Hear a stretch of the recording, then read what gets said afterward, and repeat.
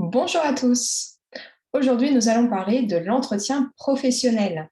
L'entretien professionnel que vous pouvez vivre en tant que salarié ou que plutôt vous devez vivre en tant que salarié, car depuis la réforme de 2014, c'est un entretien qui est obligatoire. Obligatoire qui doit se passer tous les 2 ans.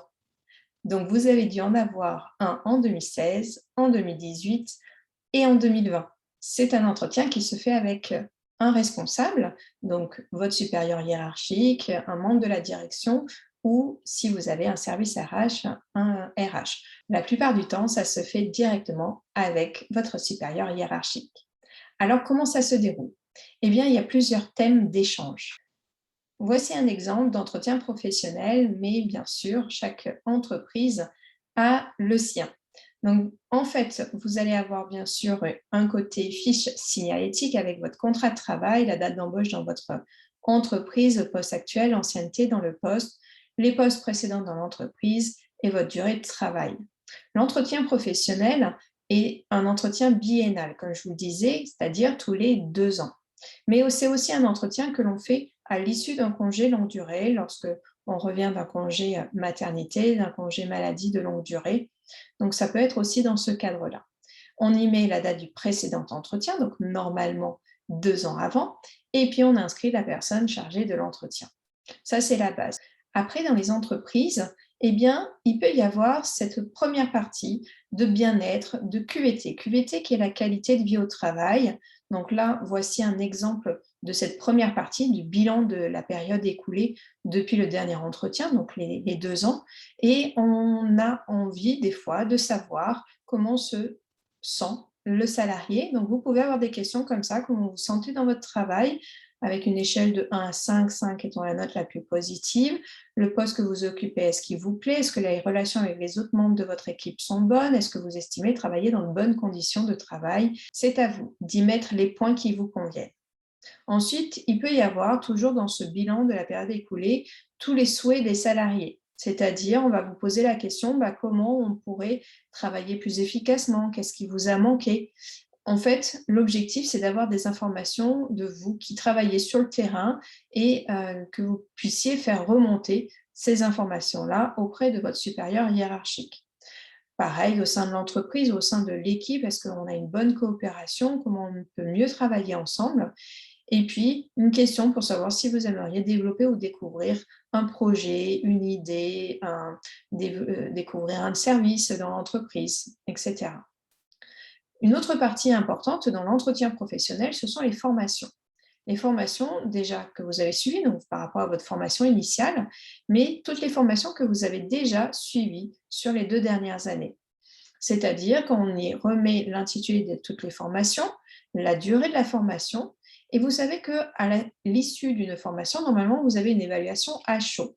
Eh bien, lors de l'entretien professionnel, on va faire une évaluation à froid. C'est-à-dire qu'avec un peu de recul, est-ce que vous pouvez dire que cette formation a amélioré votre savoir-faire, a été applicable immédiatement? Est-ce que vous avez été satisfait ou pas de la formation? Donc là, le degré de satisfaction. Ensuite, dans l'entretien professionnel, c'est un moment où on va parler de VAE, de CEP. Alors, qu'est-ce que c'est que tout ça? La VAE, c'est la validation des acquis de l'expérience. Donc, c'est en fait, donc une vidéo en parlera un peu plus, mais rapidement, c'est pour valider l'expérience que vous avez pu avoir. Vous pouvez passer ainsi un diplôme par rapport à l'expérience qui vous valide un nombre d'années d'études. Donc, ça s'appelle la VAE. Et le CEP, c'est tout nouveau. Avec la nouveauté de la réforme de 2014, ils ont créé ce poste de conseil en évolution professionnelle. Donc là, dans cette partie-là, on demande est-ce que vous avez fait appel à un conseiller en évolution professionnelle? Qu'est-ce que le conseiller en évolution professionnelle? C'est une personne qui est en dehors de l'entreprise. Alors, on peut tout à fait le trouver à Pôle emploi. Donc, c'est un nouveau métier de Pôle emploi. C'est un nouveau métier que l'on peut trouver aussi pour les personnes qui sont reconnues travailleurs handicapés à Cap emploi. C'est aussi pour les personnes cadres un poste que l'on trouve à l'APEC. Et puis, si vous avez moins de 25 ans, c'est un poste que vous trouvez en mission locale. Donc, ce sont des personnes qui vont accompagner de façon gratuite, gracieuse, tout salarié, toute personne qui a envie d'évoluer professionnellement. Et on va regarder le projet, on va regarder la faisabilité, s'il faut faire des formations supplémentaires. Et voilà, ça se passe vraiment en dehors de l'entreprise et c'est gratuit. Vous allez sur Internet et vous avez toutes ces informations-là. Donc ça, c'était cette partie-là.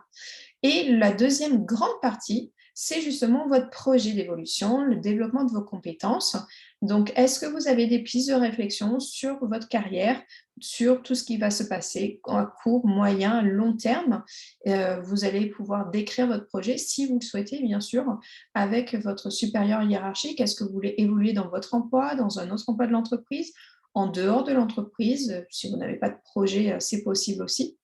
Et ça va permettre justement à votre supérieur hiérarchique de voir quelle formation vous pouvez éventuellement envisager pour concrétiser votre projet si c'est une évolution au sein de l'entreprise.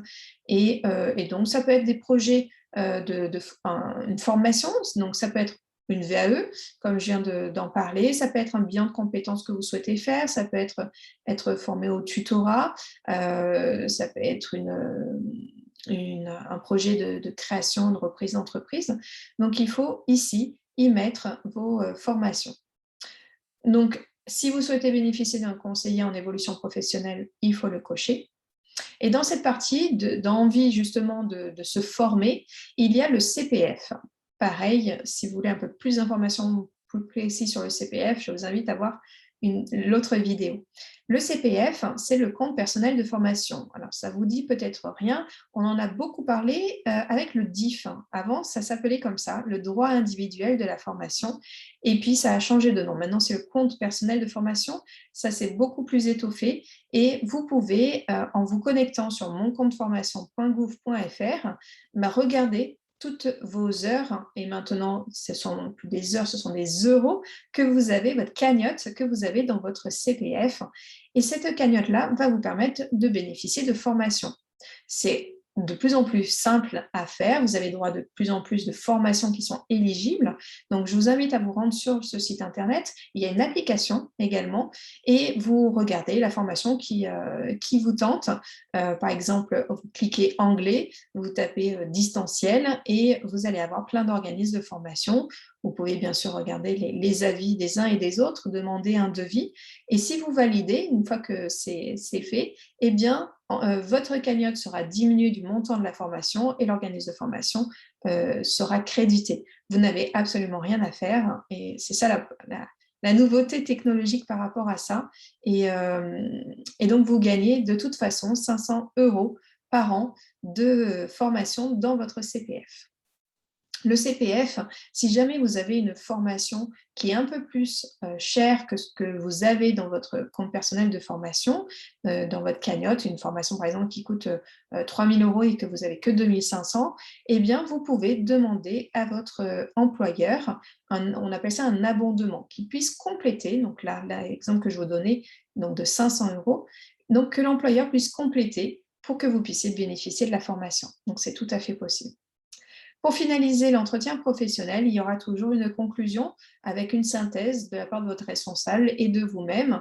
Et ils doivent valider avec vous qu'ils vous ont transmis toutes les informations, c'est-à-dire sur la VAE, la validation des acquis de l'expérience, sur l'activation de votre CPF, le compte personnel de formation, sur les modalités d'abondement, donc ce que je viens de parler, que l'employeur puisse abonder, rajouter des sous sur votre CPF, et puis sur le conseil en évolution professionnelle. C'est un entretien, un document qui doit être signé et par vous et par la personne chargée de l'entretien. Si ce n'est pas le directeur, eh bien le directeur doit également signer cet entretien. En tout cas, c'est un document que vous signez en double exemplaire. Double exemplaire, c'est-à-dire un pour l'entreprise et un pour vous. Voilà, maintenant vous en savez un petit peu plus sur l'entretien professionnel. Je vous dis à bientôt et en attendant, prenez soin de vous.